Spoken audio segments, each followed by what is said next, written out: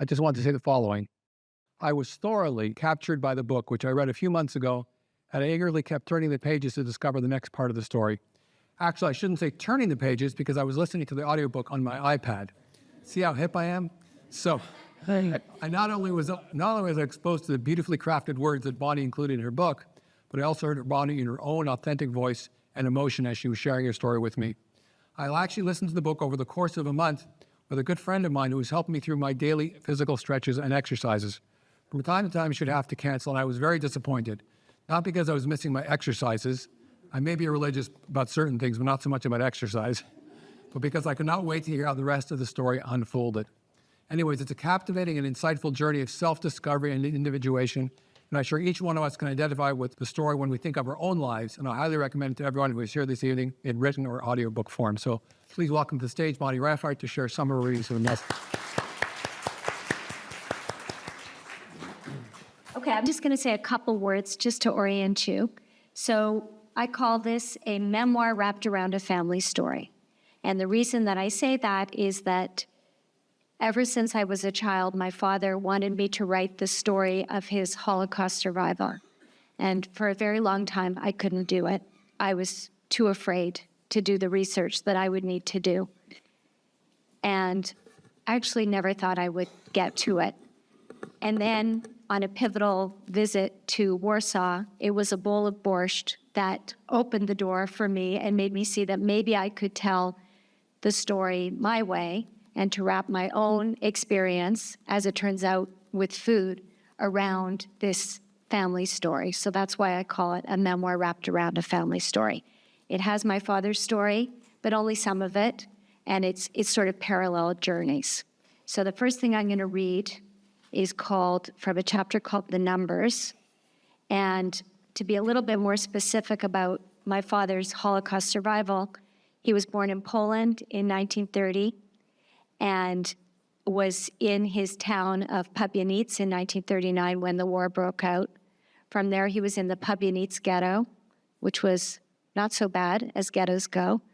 And then from there, the Lodz ghetto, and from there, Auschwitz-Birkenau, and from there, multiple work camps and death marches until he was liberated in 1945, May of 1945, by the American Army. And the reason that the book is called How to Share an Egg is that after liberation, when he and his cousin came out to find, from their hiding place, to find the American Army there, they were starving.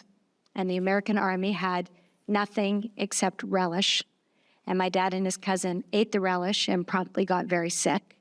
And the Army said, we can take you to a DP camp and there'll be food there. And my dad and his cousin said, no more camps.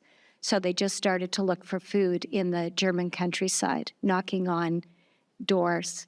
And the first few doors, no, we have nothing for you. And finally, a farmer came back and gave them one egg for 2 starving boys. And I knew this story when I was a child.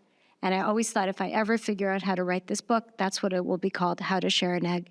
And my publisher allowed me to keep that name. So that's the name. And that's told in the very beginning, so that doesn't ruin anything. Okay, so this is chapter 4, The Numbers. My memories of childhood are floaty and soft until the summer night I found the numbers inside my father's arm. I was 5 years old.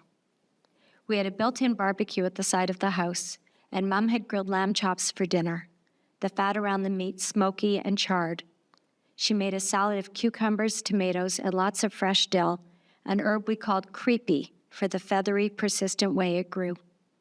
Girls, bring in the plates, Mom said from the kitchen when we had finished eating.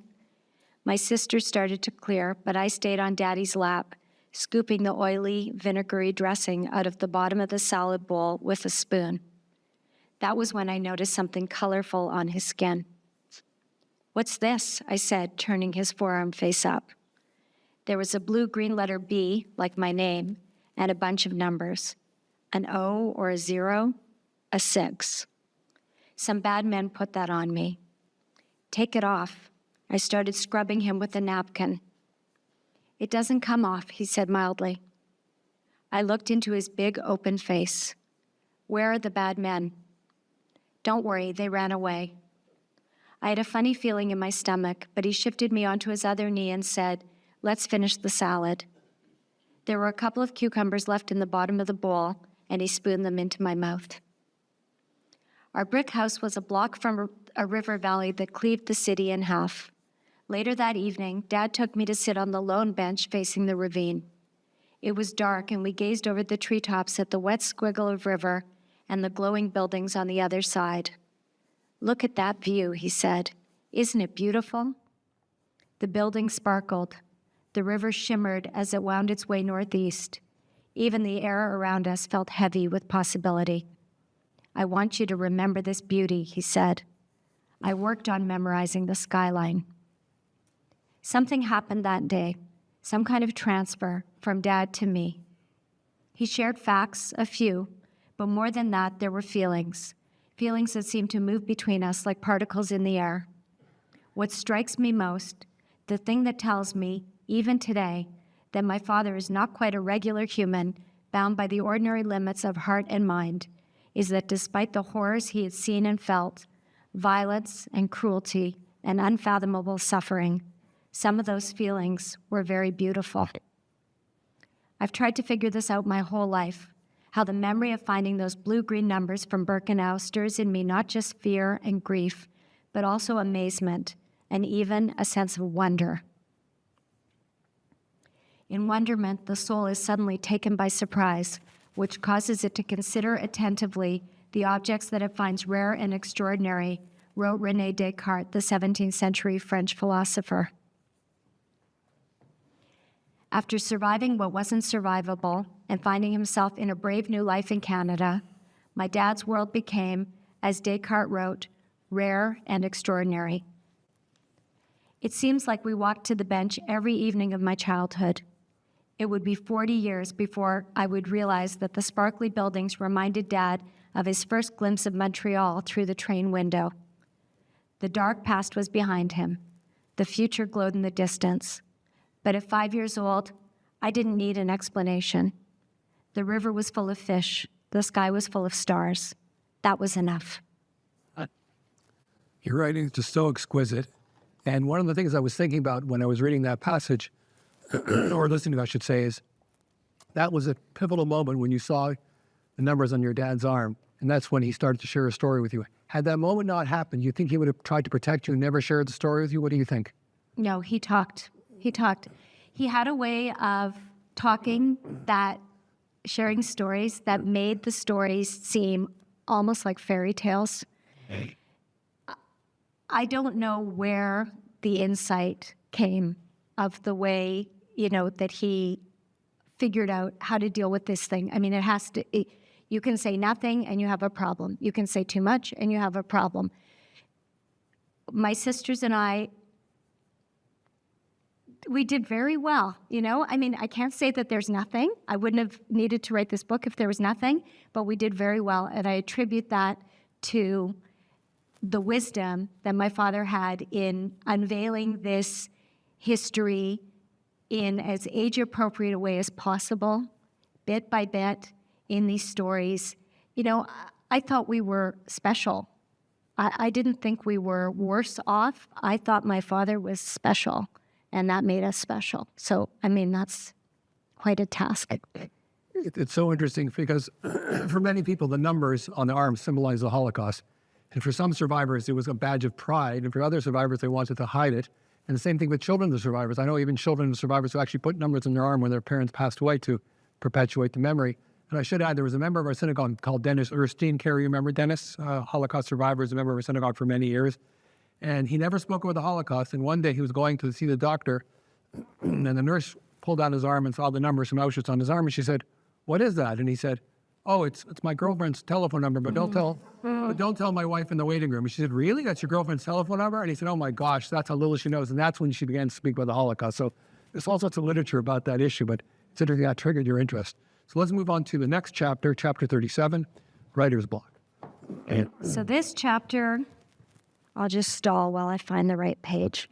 This chapter, I like to read it because it kind of encapsulates what this book actually is, the competing imperatives that I faced in trying to figure out how to write this book that I didn't know how to write.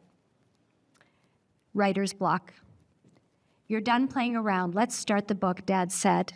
I was visiting Edmonton for the first time since finishing chef school, and we were, once again, drinking cup after cup of black coffee. It was a beautiful summer morning, but a familiar heaviness settled on my shoulders and darkened the room. I'd worked hard to find my way to where I was, and now it was back, this choked, nauseous feeling, as if no time had passed and I was exactly where I had started, sitting on the carpet, ready to take notes on the horrors of the Holocaust. Saying no to Dad was hard, but changing the subject was easy. "Is that really what you feel like doing right now?" I said, pushing down my revulsion. "I thought we could take a walk." "Oh, good idea. Let's go for a walk. We can work later." Later didn't come because that night I got an email offering me the job I had applied for, food editor at a Toronto magazine. I hurried back from Edmonton to get organized.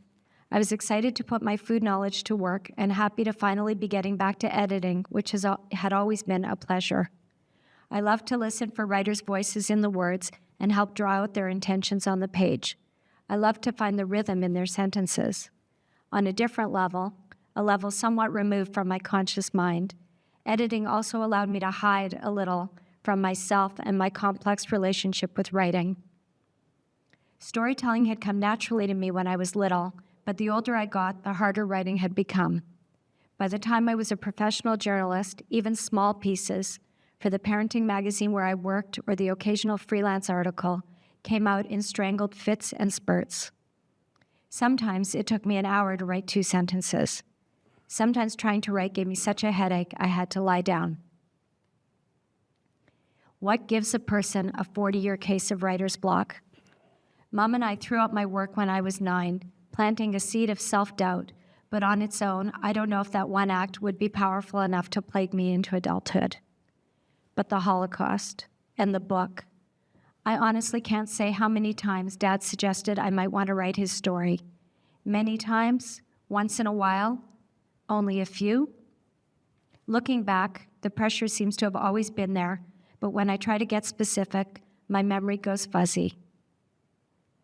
It's only the day I found the suitcase that stands out in crisp relief, the feeling of its handle in my hand, the feeling of weight on me, but also inside me. Maybe every child takes on some kind of burden from her parents, the burden of truth or experience that comes along with the awesome burden of being loved. But the feeling of this responsibility was so great, it had almost crushed me. The night before my first day as a food editor, I had a look through my case of culinary books and magazines. By that time, my collection had grown to include Elizabeth David's French Country Cooking and MFK Fisher's Consider the Oyster, and a series called Modern Library Food.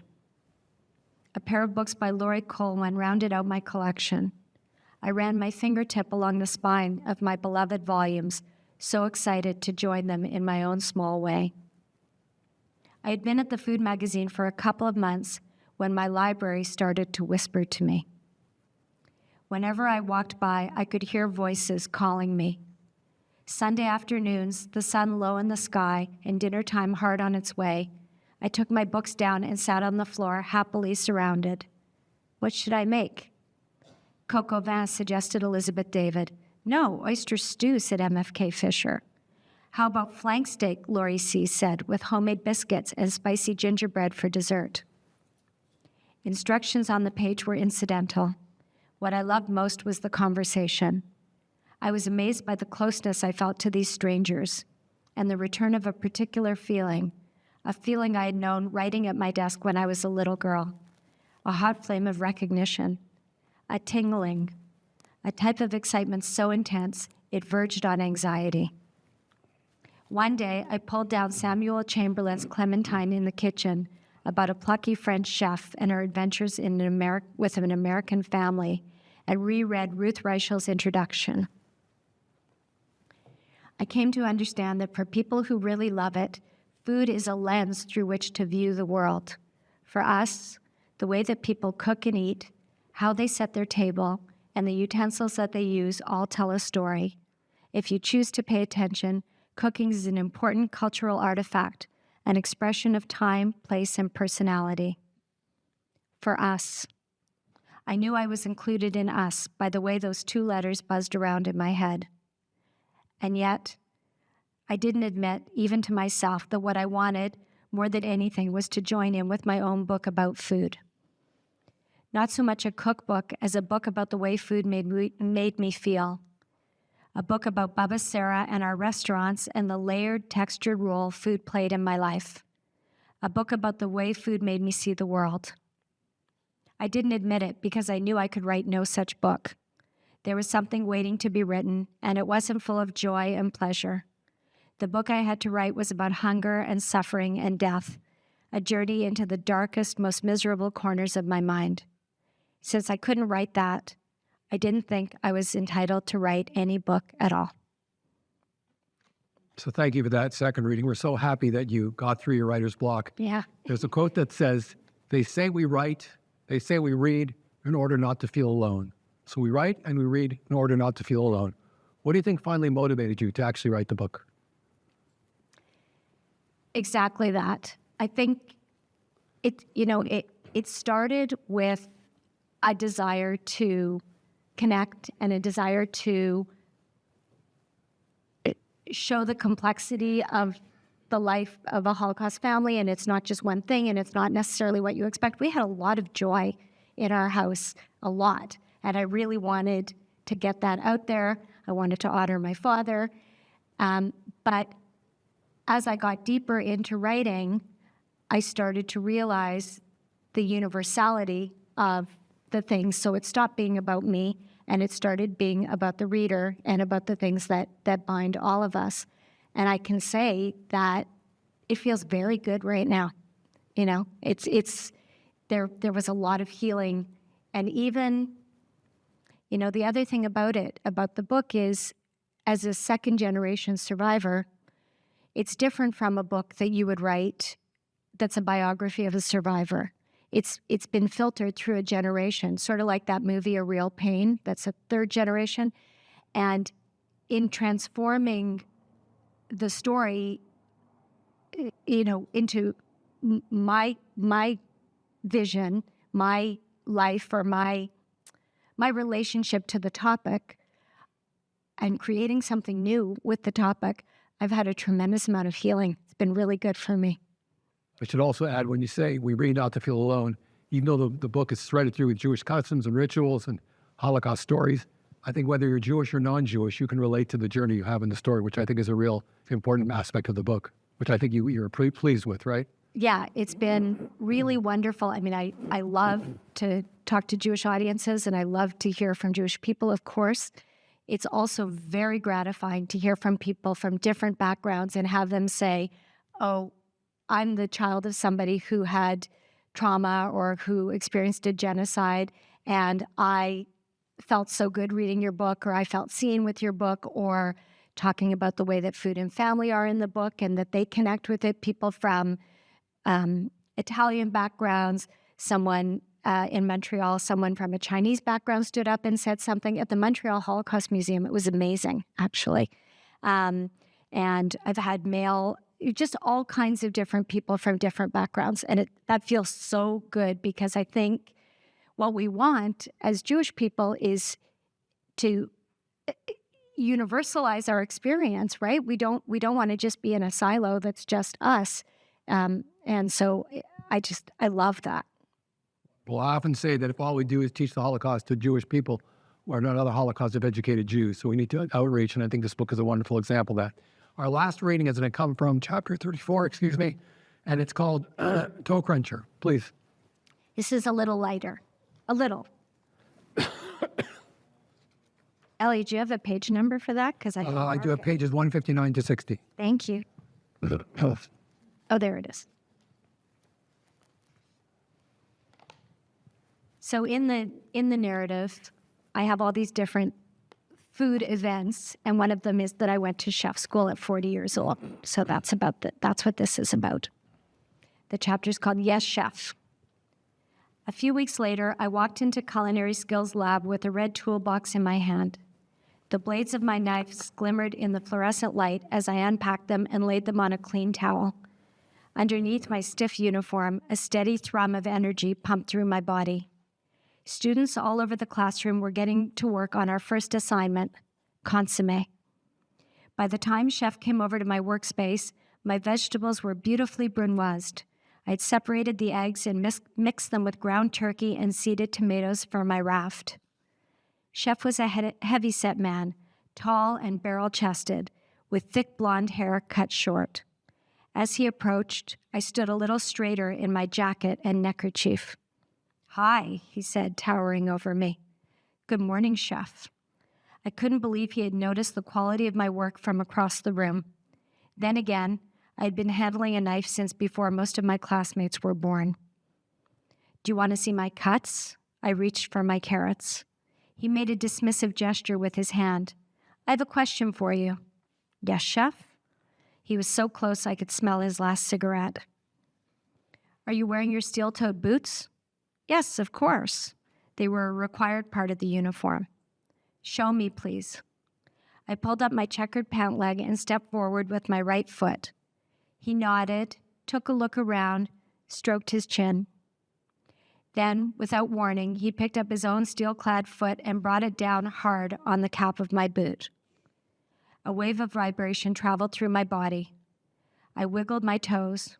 No pain. Chef wore an undecipherable expression until, finally, his face split into a wide grin, and I saw he was missing a tooth. "Hey, good thing you weren't lying," he said. I focused my eyes on a dull spot on the linoleum floor until Chef walked away, chuckling. Welcome to Chef School. You know, the book is very painful Holocaust stories, but that story bothers me the most. I know, it really does. It really got under your skin, that story. Yeah. Some people shouldn't be in positions of authority. I won't mention any names, but that's a perfect example. Yeah. So just 1 second. Are you wearing your steel-toe boots now? No, Okay, I so lost them. It's please. very interesting. I lost them. I threw them in the back of my car when I finished school, and I don't know where they are. So Okay. So everyone, please don't tread know. carefully around your toes, please. Yeah, thank you. So our last question on the actual readings before we go into a discussion is, many years ago, I came across a story about an elderly man who passed away, and he moved in with his daughter-in-law and son, and he was always complaining about his daughter-in-law, especially her cooking. Nothing was as good as his late wife. And one day, the daughter-in-law makes soup. She serves it to him. She goes back to the kitchen. She realized she's burned the soup. "Oh, my God, I'm in trouble now. What's he going to say?" She comes back and says, "I'm so sorry about the soup." He says, "Your soup? Exactly the way my wife used to make it." So the question is, what is more important when you cook? Is it love or technique? I know you know the answer is that you need both, right? Yes, You need exactly. both. I think that cooking is really quite simple, and I never want to make people feel intimidated by cooking or that they have to be fancy. As the years have gone by, I've become less and less of a fancy cook.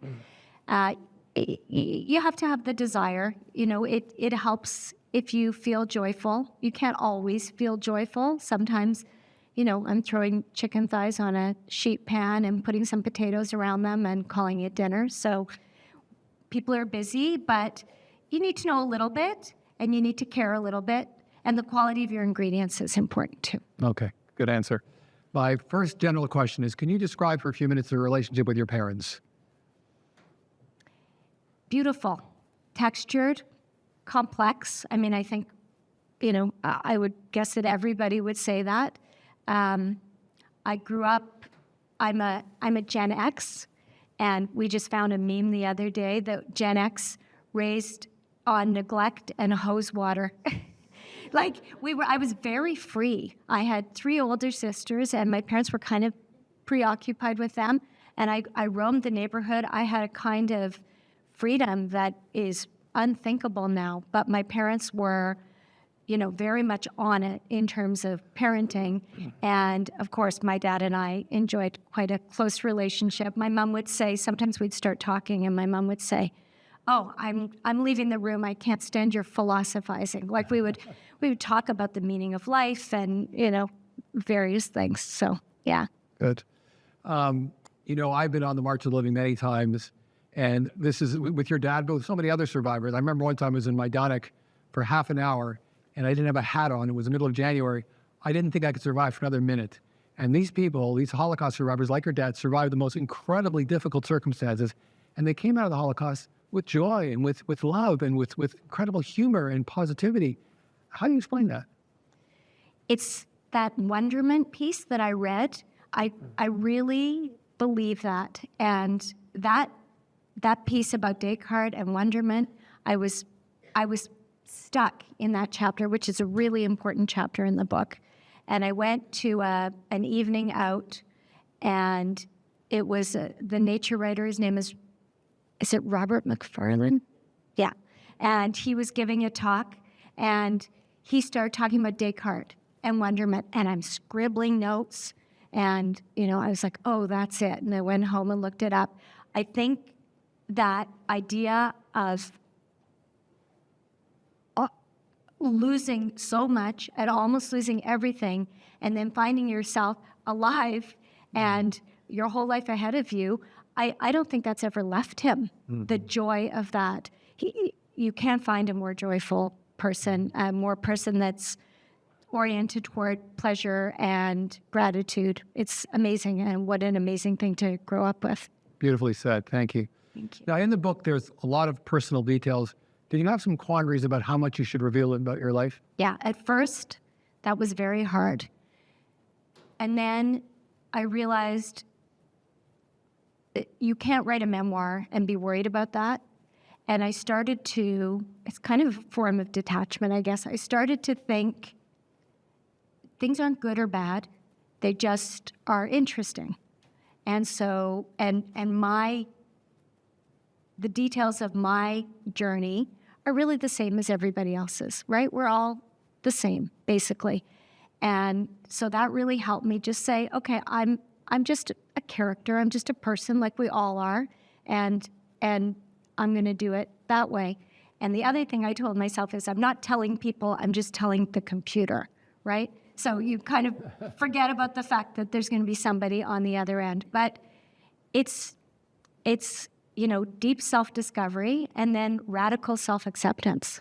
I think that's part of why I feel so good, because I was hiding a lot, And then you felt confident enough to share that with the world. Yeah, once I was going, I didn't even know where the line was anymore. I knew there are certain things that aren't in the book. Of course, you shape, you. Just between us, can you share that now? You keep your privacy in certain places, yes, of course. But you put the things in that the story demands. Yes, yeah, understood. So your dad grew up in an ultra-Orthodox environment. He didn't practice that in Edmonton, yet at the same time he maintained a real connection to Judaism, which he passed on to you. Can you please elaborate on that a little bit?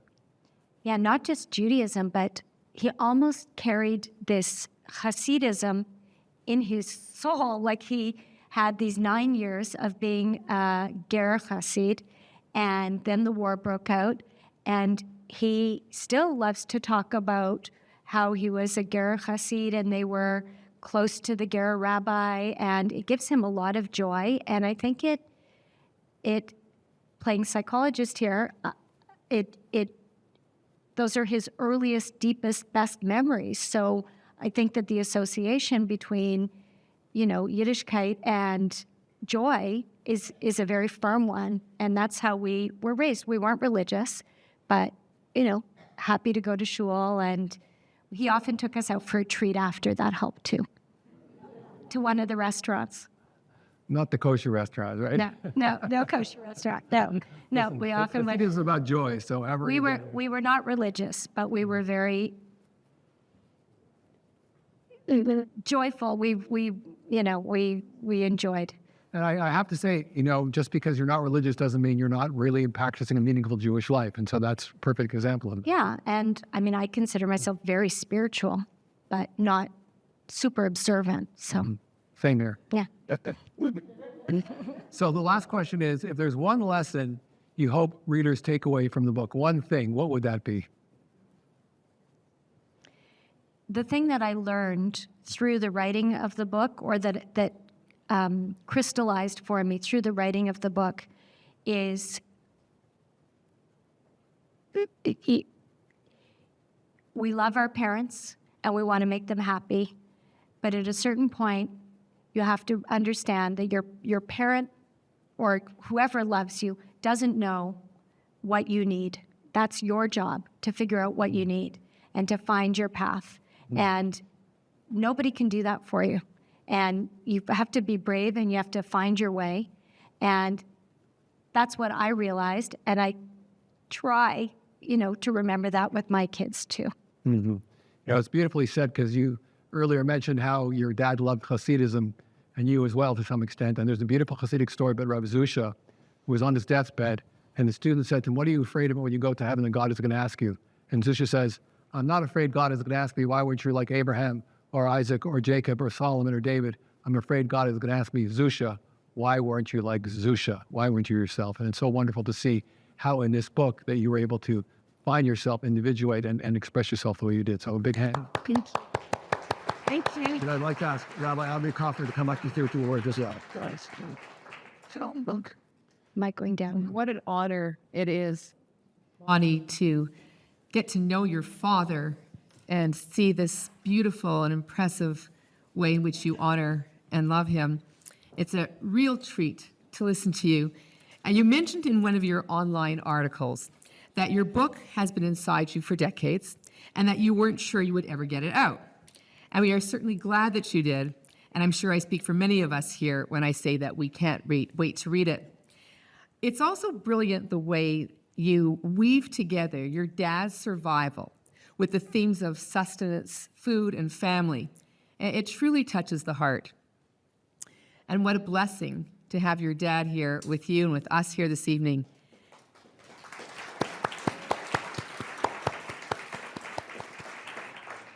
And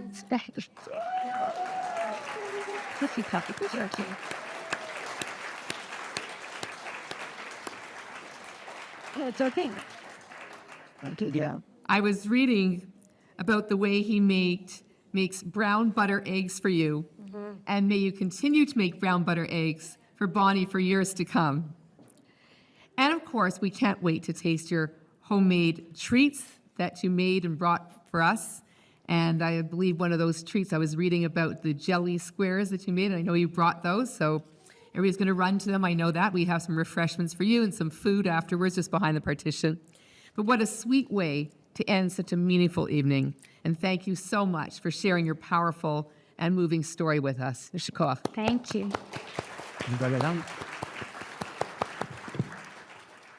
Thank you, Bonnie.